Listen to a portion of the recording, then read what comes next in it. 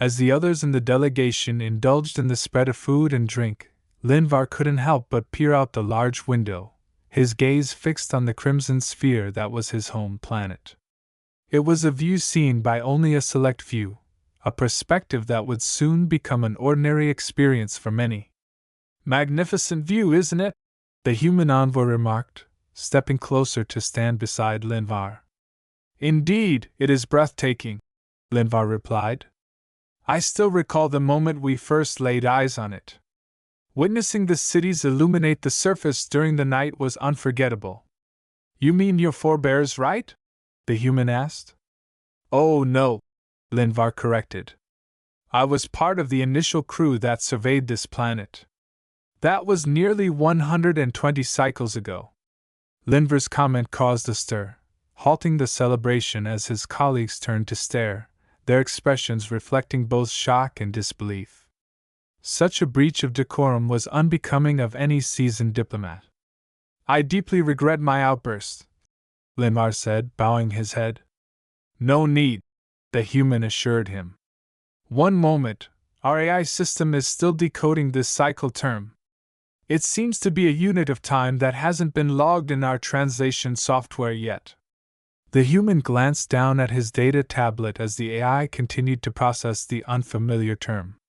To Linvar, the situation seemed strange. A cycle was a concept so basic that every youngling in his species grasped it within their first learning phase. "Aha!" the human suddenly exclaimed, his face lighting up. "I understand now. Linvar, isn't it?" Linvar nodded. "A cycle, it appears, is what we refer to as a year." "A year," Linvar repeated, mulling over the human term. It struck him as fascinating that another race had its own distinct way of marking time. "So, your people arrived on this planet approximately 120 of your years ago."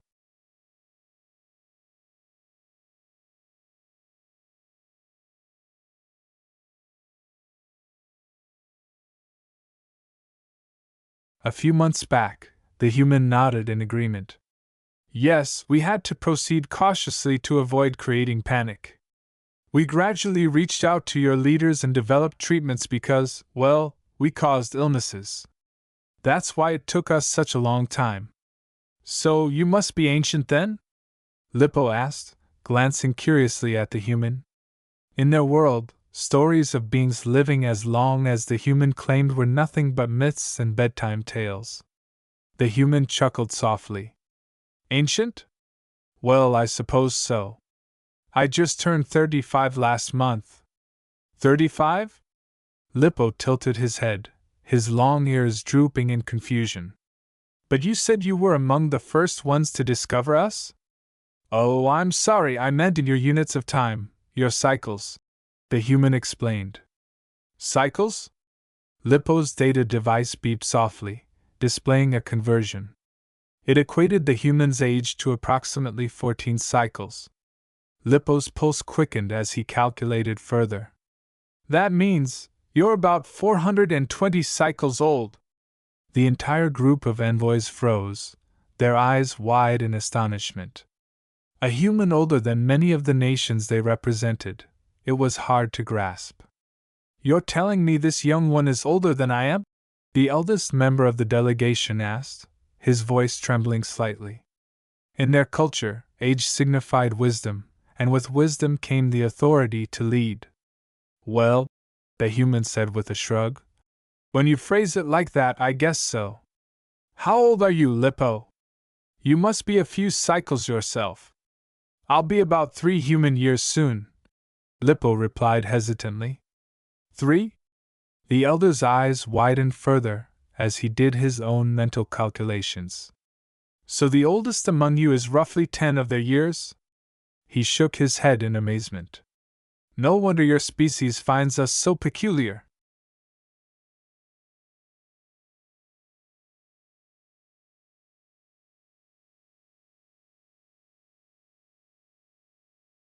"Exchange, yes," the senior representative growled. "We could have concluded these negotiations long ago if not for your delays." "I apologize for the setbacks," the human replied. We needed extra time to adjust certain sections of the ship to better accommodate your species. When your people first arrived, I was but a young child. Now, after all these years, I am honored to witness my kind bringing your people into the larger expanse of the galaxy. Indeed, the elder said. We have compiled all the required agreements you asked for. With a swift motion on the tablet in his hand, the human activated the data files. A subtle vibration signaled the arrival of the information on everyone's devices. The displays now showcased the finalized terms. At last, the senior representative muttered, his features softening as he reviewed the document. His gaze landed on a detail that puzzled him. Excuse me, human, but what do these figures represent? Figures?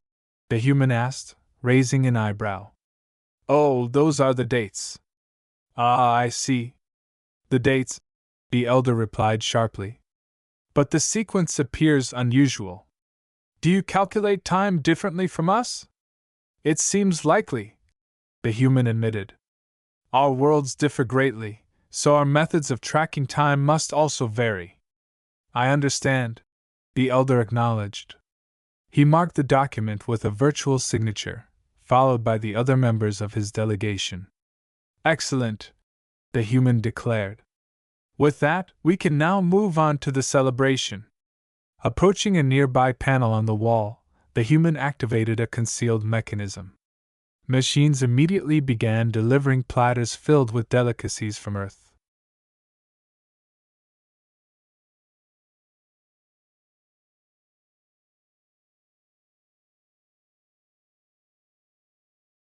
The species we communicated with kept changing their representatives, and we were beginning to think we had made a mistake.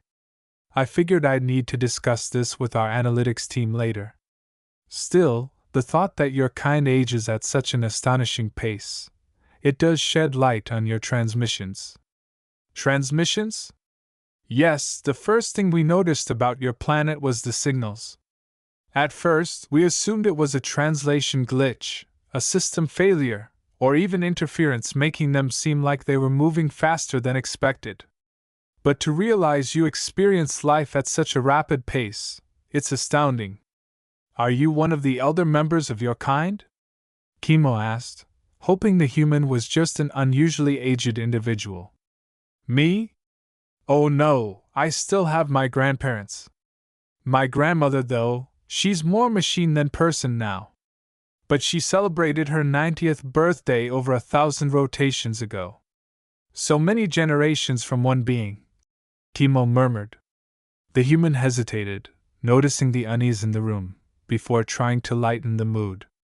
Guess we're like the equivalent of elves to you, then. Elves? Chemo echoed, hoping for clarification.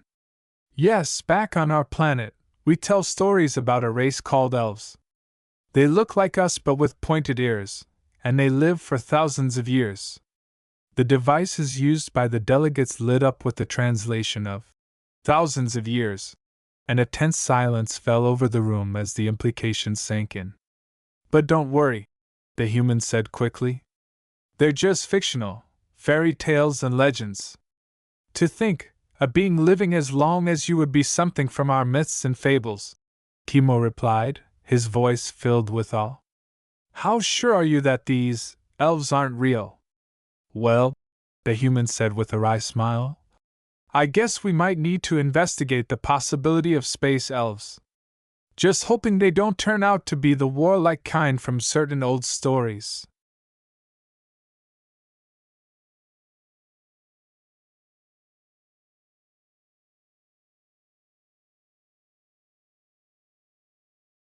I recall the moment when we were required to knock. An elder from our delegation muttered under his breath. First encounters and the early phases of dialogue have been carried out on the surface of the planet. This is the first to take place aboard the human spacecraft, specially adapted for their kind. Can you believe these sluggish beings needed 8 cycles to modify a ship?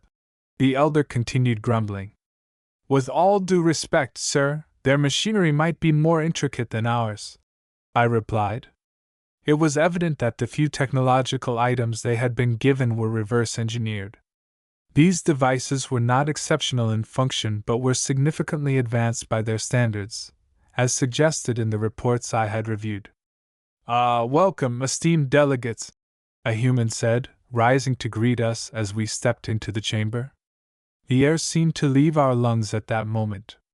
We had only ever seen projected images of the species known as humans. I observe they do not aim to intimidate their guests, the elder whispered, gazing upward at the human who towered at least twice as tall as any of us. We had assumed, incorrectly, that their species would match our size. Undoubtedly, the data analysts would face consequences for this oversight. I trust we can conclude these talks today, the human said, his tone calm but firm. It has been some time since we began, and those back on our homeworld are eager to proceed.